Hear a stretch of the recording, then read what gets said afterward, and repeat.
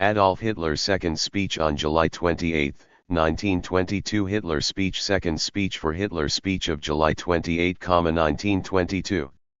It is a battle that began nearly 120 years ago, at the moment when the Jew was granted citizen rights in the European states. The political emancipation of the Jews was the beginning of an attack of delirium.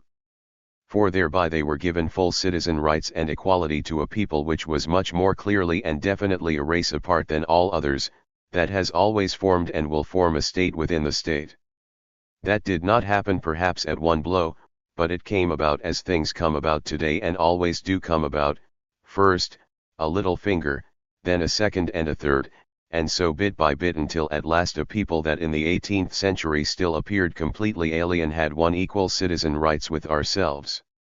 And it was precisely the same in the economic sphere. The vast process of the industrialization of the peoples meant the confluence of great masses of workmen in the towns. Thus great hordes of people arose, and these, more are the pity, were not properly dealt with by those whose moral duty it was to concern themselves for their welfare. Parallel with this was a gradual modification of the whole of the nation's labor strength.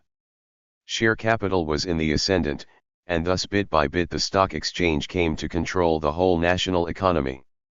The directors of these institutions were, and are without exception, Jews.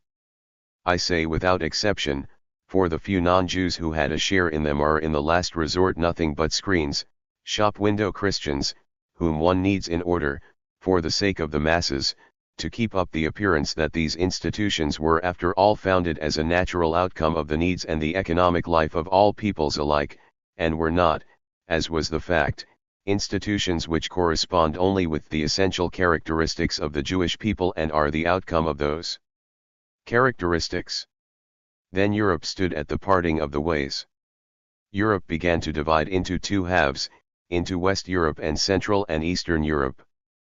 At first, Western Europe took the lead in the process of industrialization.